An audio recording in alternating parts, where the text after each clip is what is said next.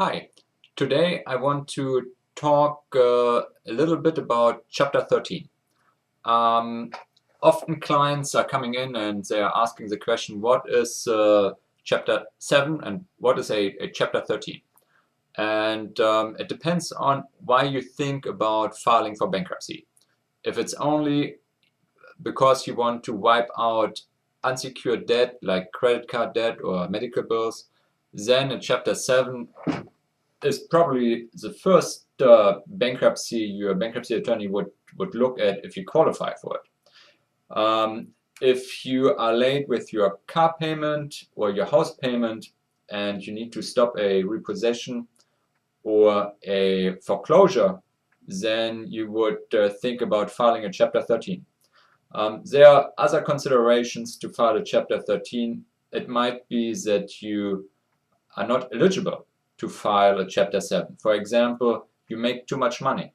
If you make too much money for a Chapter 7, then you have to do a Chapter 13, and based on your income and your deductions, you might have to pay back a portion to the unsecured creditors.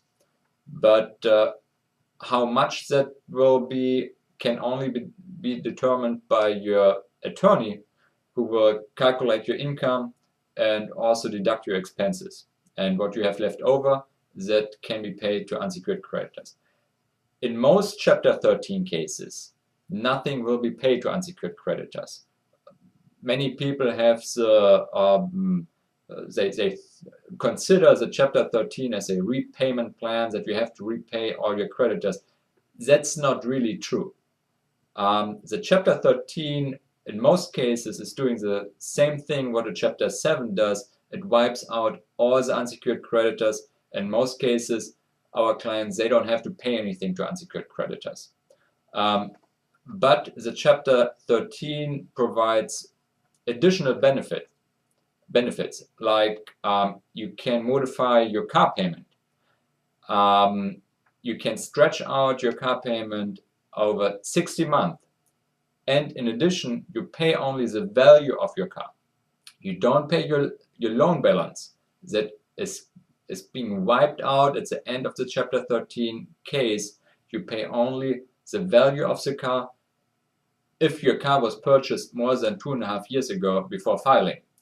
In these cases, you pay only the value of the car and you stretch it out over 5 years. So that is a very nice benefit of a Chapter 13. It makes life affordable if you don't have that huge car payment. In addition, you can pay, if you have a mortgage arrearage over 48 months. Real quick, one thing, after you file a Chapter 13, then there is a trustees meeting. 1 month after filing, there's a trustees meeting, and the trustee will make sure everything is correct on the petition, and that you, as a person who is filing, he will check your social security card and picture ID. And after another month, after the trustees meeting, then there will be a confirmation hearing.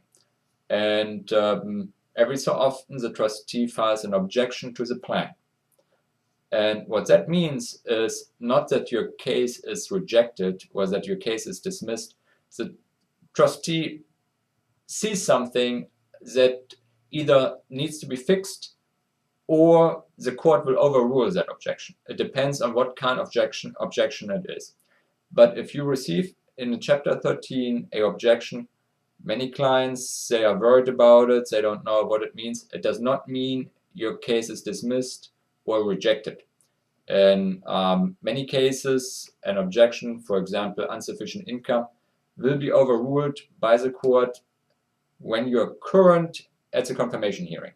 So your bankruptcy attorney will explain it to you if you have questions or if you're worried about it. If you're living in the St. Louis area, we have offices in St. Louis and on the Illinois side.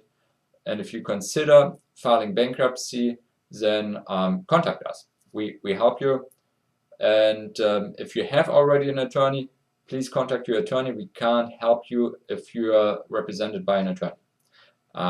Thank you for watching. And if you have any questions about bankruptcy, about Chapter 7, Chapter 13, please email me or call us at 636-916-5400. Thanks a lot.